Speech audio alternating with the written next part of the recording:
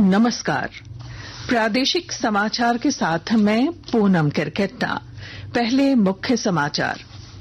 लोकसभा चुनाव के तीसरे चरण में आज 93 लोकसभा सीटों के लिए डाले जा रहे हैं वोट। कई राज्यों में अब तक 30% से अधिक मतदान की सूचना। प्रवर्तन निदेशालय ईडी ने मंत्री आलमगीर आलम के पीएस संजीव लाल और उनके घरेलू सहायक जहांगीर आलम को किया गिरफ्तार। आज भी कुछ जगहों पर चल रही है छापेमारी। छठे चरण के लोकसभा चुनाव को लेकर उम्मीदवारों द्वारा दाखिल किए गए नामांकन पत्रों की आज हो रही है स्क्रूटनी। 9 मई तक ले सकेंगे नामांकन वापस। दुमका लोकसभा निर्वाचन क्षेत्र के लिए भाजपा की उम्मीदवार सीता सोरेन और झामुमो के प्रत्याशी नलिन सोरेन 10 मई को करेंगे नामांकन दाखिल। और आईपीएल क्रिकेट में आज शाम 7:30 बजे दिल्ली कैपिटल्स का मुकाबला राजस्थान रॉयल्स से होगा। और अब समाचार विस्तार से।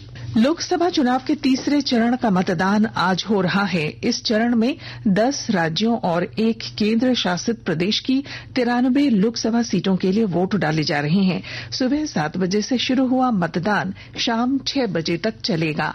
तीसरे चरण में कई राज्यों में दिन के 12 बजे तक 30% से अधिक मतदान की सूचना है।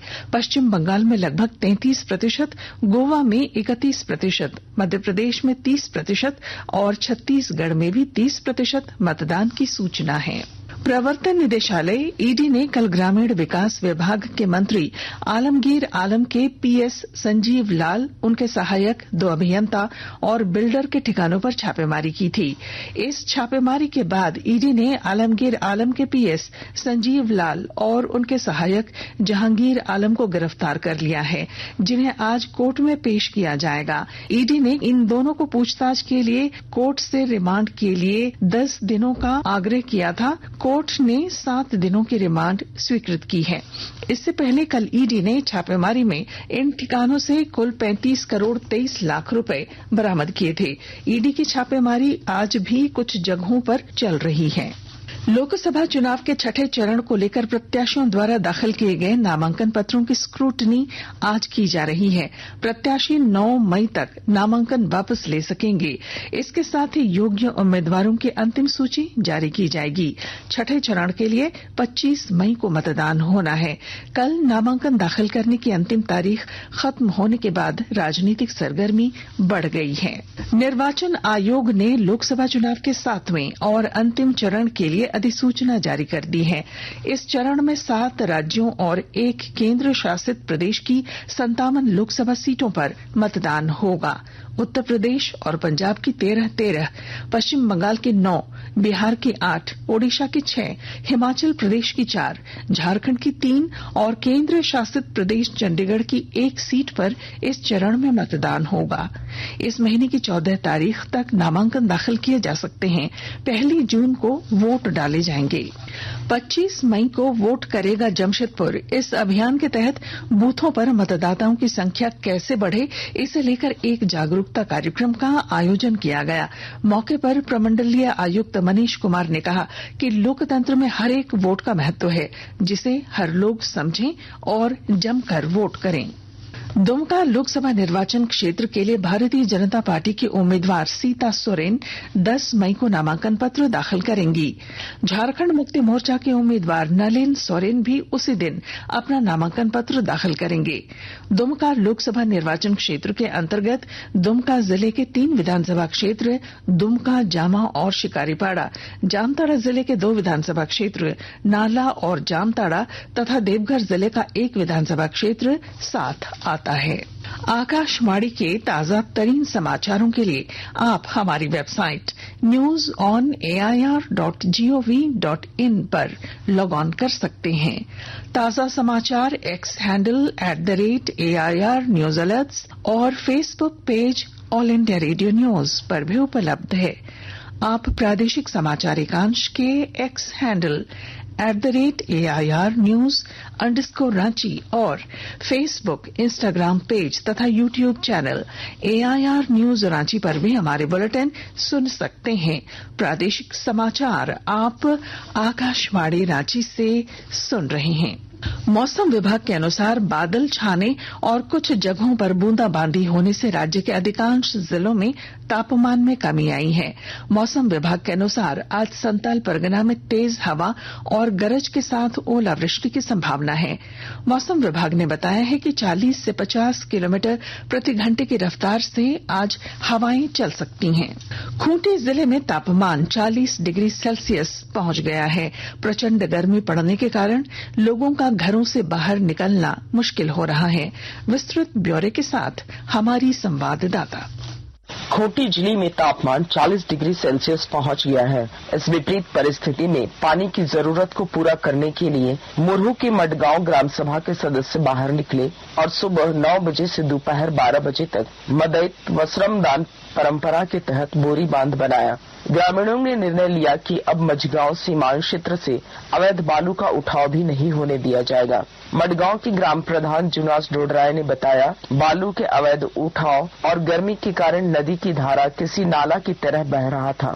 सप्ताह भर में नदी का पूरा पानी सूख जाता और गांव के लोग बड़ी समस्या में पड़ जाते। इसे लेकर ग्राम सभा की बैठक में निर्णय लेकर बोरी बांध बनाया गया। ज्योत्सना शीला, आकाशवाणी समाचार, खूंटी। गुड्स एंड सर्विसेज से जुड़े विवादों का निपटारा अब आसानी से किया जा सकेगा। सेवानिवृत्त जस्टिस संजय मिश्रा ने जीएसटी अपीलेट ट्राइब्यूनल के पहले प्रेसिडेंट के तौर पर शपथ लिया है।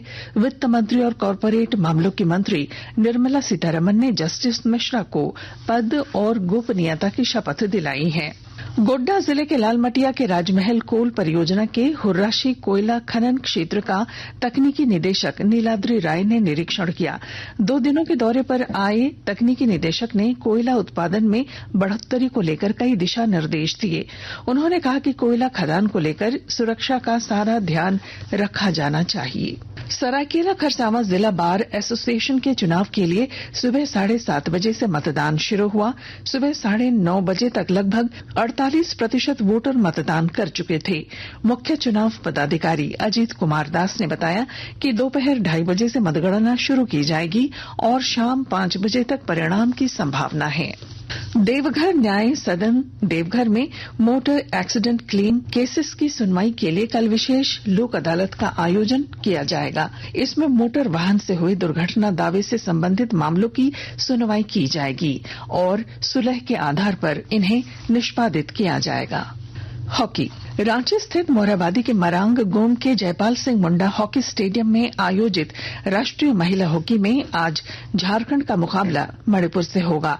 रात 8 बजे से मैच खेला जाएगा।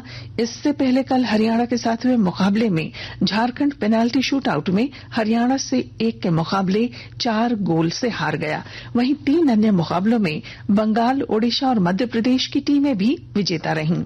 बंगाल ने मिजोरम को, ओडिशा ने महाराष्ट्र को और मध्य प्रदेश ने मणिपुर को शिकस्त दी। क्रिकेट। आईपीएल क्रिकेट में आज दिल्ली कैपिटल्स का मुकाबला राजस्थान रॉयल्स से होगा। मैच शाम 7:30 बजे से खेला जाएगा।